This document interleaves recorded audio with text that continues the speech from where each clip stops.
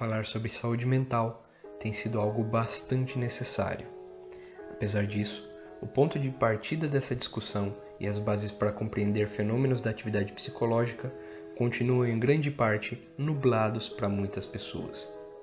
Hoje vamos dar um passo na direção de um entendimento mais ajustado sobre o assunto ao refletir sobre o questionamento: há diferenças entre transtornos mentais e sofrimento mental?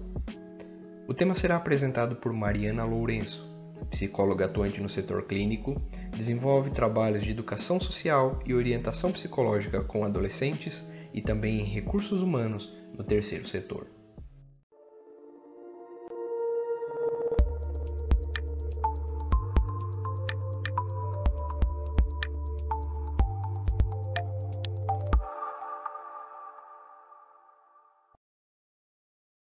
É impossível nós termos qualidade de vida quando nós não temos saúde mental. Saúde mental é primordial e indispensável para que você tenha qualidade de vida. A saúde mental ela é imprescindível para que os seus relacionamentos sejam bons relacionamentos. É impossível uma pessoa que negligencia a si mesma ter e cultivar bons relacionamentos. Disso nascem problemas, conflitos, angústias e várias situações que a pessoa acaba aceitando por ela não estar com a saúde dela mental em dia, por ela não estar se cuidando, estar se negligenciando, tá? Outro ponto, a saúde mental ela nos preserva. A saúde mental ela te tira de lugares, ambientes que são ruins para você, te afasta também das pessoas erradas. E o último ponto que eu queria deixar aqui para vocês refletirem é que a saúde mental ela constrói um caminho para os sonhos, né? Então a saúde mental ela nos possibilita construir caminhos para traçar os nossos objetivos e as nossas metas. A saúde mental, quando ela é cuidada, quando nós damos a devida atenção, ela é um fator que se encarrega de manter os nossos sonhos vivos e de nos ajudar a encontrar o melhor caminho, a melhor maneira para nós aceitarmos o processo necessário que nós devemos passar para nós alcançarmos as nossas metas, os nossos objetivos e realizarmos os nossos sonhos. Até uma próxima, pessoal. Um beijo! Quantas das vezes vivenciando algum tipo de desconforto psicológico, você ou alguém que você conhece já se fez essa pergunta: será que eu tô ficando louco? Será que esses desconfortos todos que eu estou sentindo, eu vou precisar de tomar alguma medicação? Vou ficar dependente dela? Enfim, diante de um momento de sofrimento psíquico, muitas pessoas podem fazer muitos desses questionamentos e muitos outros também. Mas eu queria pontuar algo importante, principalmente nesses dois iniciais que eu disse. Muitas das vezes, quando a pessoa utiliza termos como "tô ficando louco", ou uma alta resistência a algum tipo de ajuda profissional na parte psíquica, isso revela o estigma que ainda está muito presente quando falamos de saúde mental no Brasil.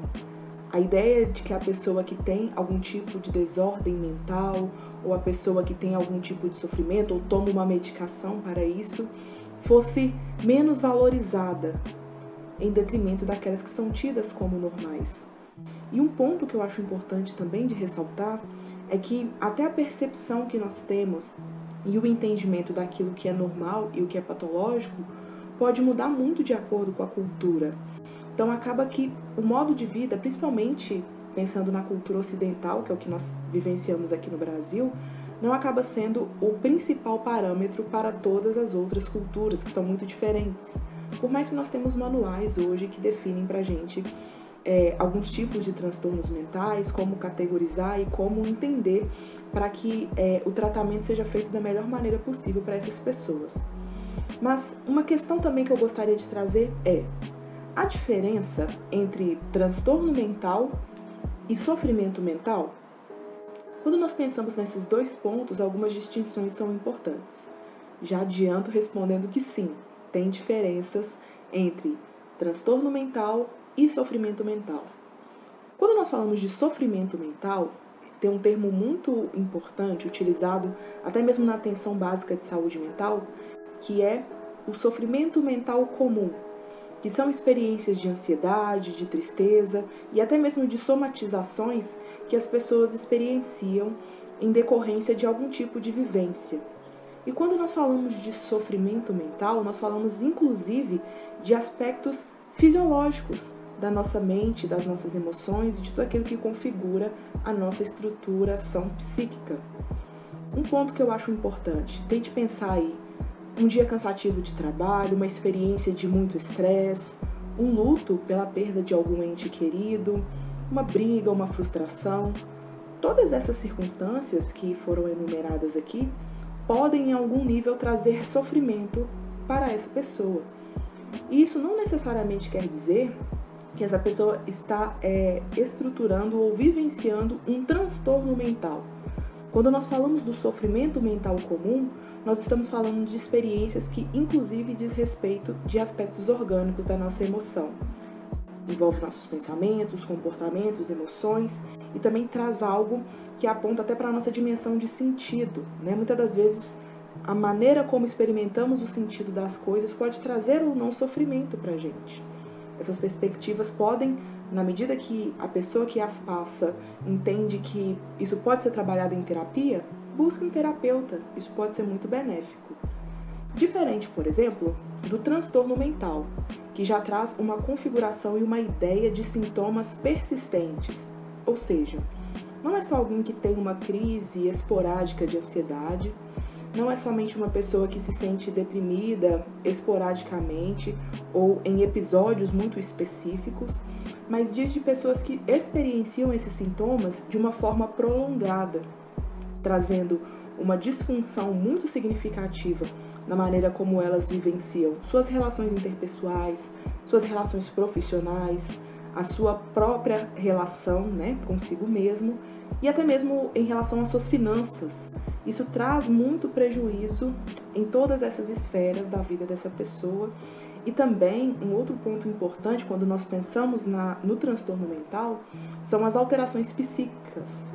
As pessoas que sofrem de um transtorno mental, elas vão ter alterações da sua sensopercepção, da atenção, da consciência e de N funções psíquicas dependendo do tipo de transtorno que essa pessoa vai ter. Mas é muito importante lembrar que no caso do transtorno mental, o diagnóstico ele vai se fazer necessário para que essa pessoa receba o melhor tratamento possível para que ela consiga uma estabilidade em relação aos sintomas que acabam trazendo todas essas disfunções para a sua experiência cotidiana. E, de posse de um tratamento adequado, tanto com medicação quanto com psicoterapia, essa pessoa pode vivenciar sim uma qualidade de vida muito importante e muito funcional para suas relações e para a forma como ela vai se estruturar aí ao longo da sua caminhada. Outro ponto importante também sobre o diagnóstico psicológico é que a intenção de desenhar um diagnóstico não é necessariamente colocar um estigma ou um carimbo, um rótulo sobre aquela pessoa.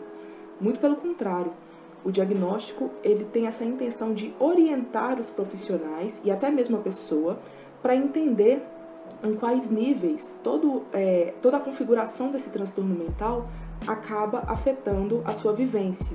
E assim ela consiga entender o que está acontecendo com ela e conseguir também administrar junto com o tratamento a sua demanda mental. Tanto pessoas que sejam diagnosticadas com um transtorno mental ou pessoas que vivenciam algum tipo de sofrimento mental podem ter qualidade de vida. E é importante saber essas diferenciações para que você entenda qual tipo de demanda talvez você esteja vivenciando ou alguém que você conheça esteja vivenciando para buscar o melhor tipo de auxílio para lidar com essas questões. Então, sim, há diferenças entre transtorno mental e sofrimento mental comum, mas essas duas coisas não devem ser impedimentos para que você vivencie saúde mental de uma forma funcional no seu cotidiano. Se a gente negligencia o contato com esses sentimentos que não são tão bons, que são incômodos, mas que fazem parte da nossa vida e da nossa estrutura, a gente negligencia um bom pedaço daquilo que faz a gente se tornar mais humanos.